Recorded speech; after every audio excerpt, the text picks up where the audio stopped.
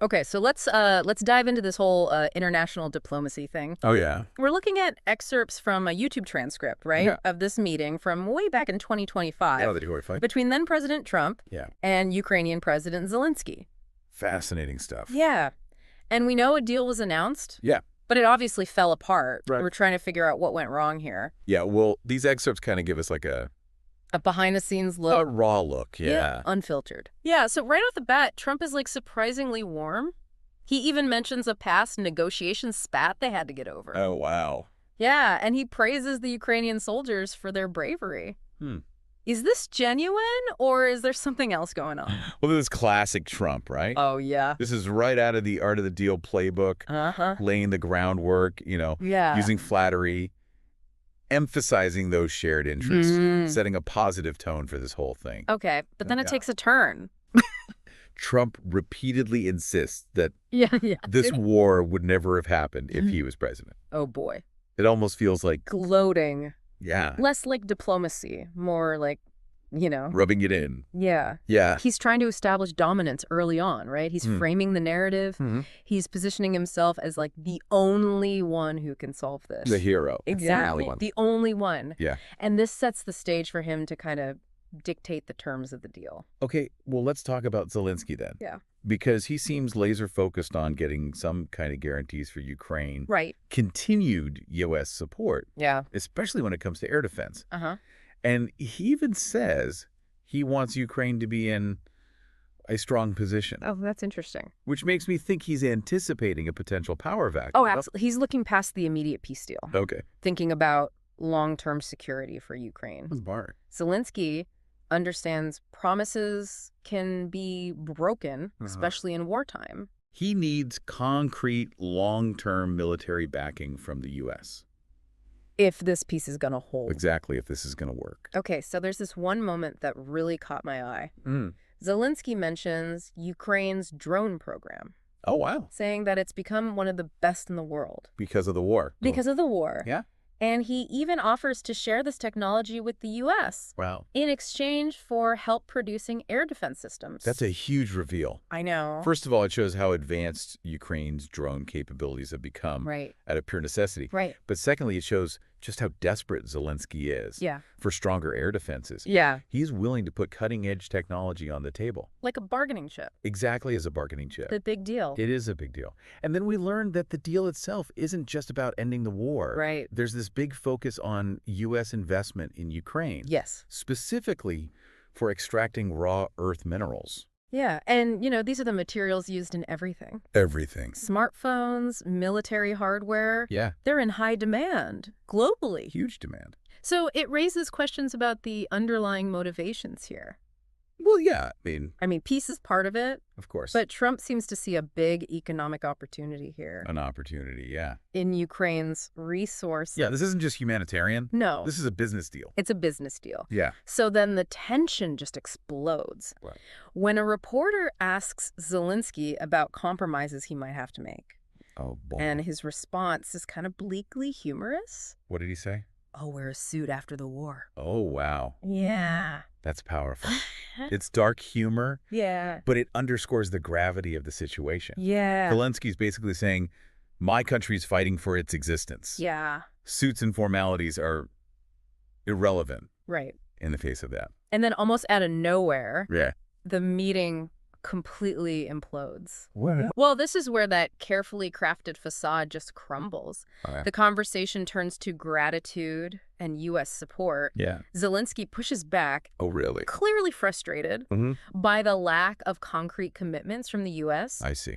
What we're seeing here is a collision of personalities and priorities. Totally. Zelensky's carrying the weight of his nation's struggle. Yeah. He senses a lack of genuine empathy from Trump. Right.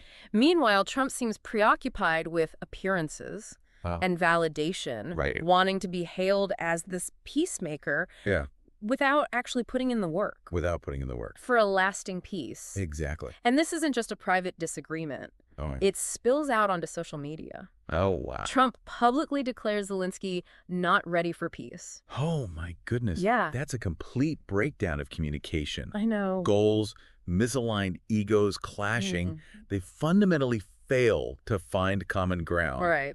And this public declaration shows that any pretense of diplomacy is gone. Evaporated. Gone. Yeah. Okay, so we've seen how this meeting meant to bring about peace totally went off the rails. It really did. The big question is, what happened next? Right. I mean, a deal was announced. Yeah, it was announced. But it obviously unraveled, Okay. So what were the consequences of this whole diplomatic train wreck? Well, you have to remember, what was at stake here? Yeah. This wasn't just about two guys clashing, Yeah. This was about the fate of nations. Yeah. And that whole fragile balance of global power. Yeah. Both Trump and Zelensky were under immense pressure. And that pressure seemed to magnify their differences, right? Oh, absolutely. Zelensky was totally focused on getting real guarantees for Ukraine's safety, continued military aid from the U.S. Yeah, he needed to know they wouldn't be abandoned. Once a peace deal was signed, Exactly. he was looking for a long-term commitment. Right, not just a photo op. Yeah. Not just empty promises. And this is where things get interesting with Trump, right? This is where the disconnect becomes so obvious. Because he loves deal-making. Oh, he loves it. But it seems like he was more focused on the immediate win. The optics. Yeah, the optics of being the peacemaker. Right, like he wanted the glory of ending the war. Without the responsibility. Yeah, without the hard work of actually making sure that peace lasts. So what happened immediately after that disastrous meeting? Things fell apart really quickly. Oh, really? Yeah, that hastily outlined deal was never actually signed. Huh. It crumbled within days. Wow. Both sides went on the attack publicly. Oh, wow. Accusing each other of bad faith. Oh, my gosh. Broken promises, the whole thing. So the blame game started. Yeah, it was a blame game. But what about the deal itself? Right. Did anything concrete come out of it, or was it all just for show? Well, there were some initial attempts to salvage parts of it. Okay. Especially the economic aspects. Right. The U.S. investment in Ukraine's raw earth mineral extraction? Exactly. That was a key part of Trump's vision. I mean, he was really fixated on those minerals. Yeah, he was. It felt like they were the real objective, more than peace itself. Well, it's definitely a cynical interpretation. Yeah. But it's not entirely wrong. Right. Trump saw a huge economic opportunity in Ukraine. Yeah. He wasn't shy about putting those interests first. But even those economic parts of the deal faced some roadblocks. Oh, yeah, definitely. Like what? Well, for one thing, the excitement from U.S. companies quickly faded when they realized how risky it all was. Risky. Investing in a country at war. Yeah. Especially one with contested territories. Right. And the possibility of more conflict. That's a huge risk. This is a huge risk. It makes sense, though. Yeah. I mean, valuable resources are great, but... But not if your investments are going to disappear. Literally go up in smoke. Yeah. So what else? Well, then there were the political complications. Oh, right. The incoming Biden administration. Yes. They were very skeptical of any deals Trump made. Oh, really? Yeah, they saw them as tainted. Tainted by? By his personal interests and his relationship with Putin. Okay, so they basically just tossed the whole thing out. Not right away. Okay. They did a full review, but ultimately decided the deal wasn't good for the U.S. or Ukraine. And why not? They said it didn't have enough safeguards. Against? Corruption, Russian interference. Okay. And it put making money ahead of sustainable peace. So what about Zelensky? Yeah. How did he react to this whole mess? Well, he was definitely disappointed at first. Yeah. He went into that meeting hoping for a real breakthrough, a real commitment from the U.S. Yeah. But when the deal fell apart, he became much more pragmatic. What do you mean by pragmatic? He realized that putting all his hopes on the U.S., especially under Trump, was not a good strategy. Yeah. So he started looking for support. Other European nations, international organizations. So a shift away from relying only on the U.S. Not a complete shift, okay, but definitely a widening of his options. Maybe. So he realized Ukraine couldn't rely on just one country. Right, no matter how powerful. Did this failed deal have any real impact on the war itself?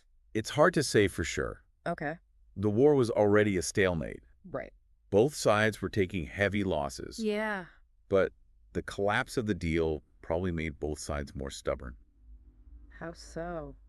Well, for Russia, it confirmed their belief that the West couldn't be trusted, negotiate fairly. Right. It fueled that whole narrative that the West wants regime change in Moscow. Yeah. And to destroy Russia's influence. Which is the opposite of what Trump said he wanted. Exactly. And what about Ukraine? Well, for Ukraine, it showed that they had to rely on themselves. Yeah.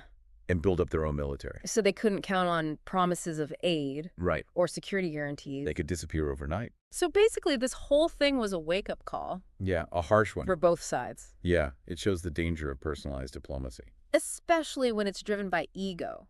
And short-term political goals. International relations are too complicated. Way too complicated. The stakes are too high. The stakes are way too high. To be treated like a reality TV show. Right. Okay, so we've seen how this hyped-up deal totally fell apart. Yeah.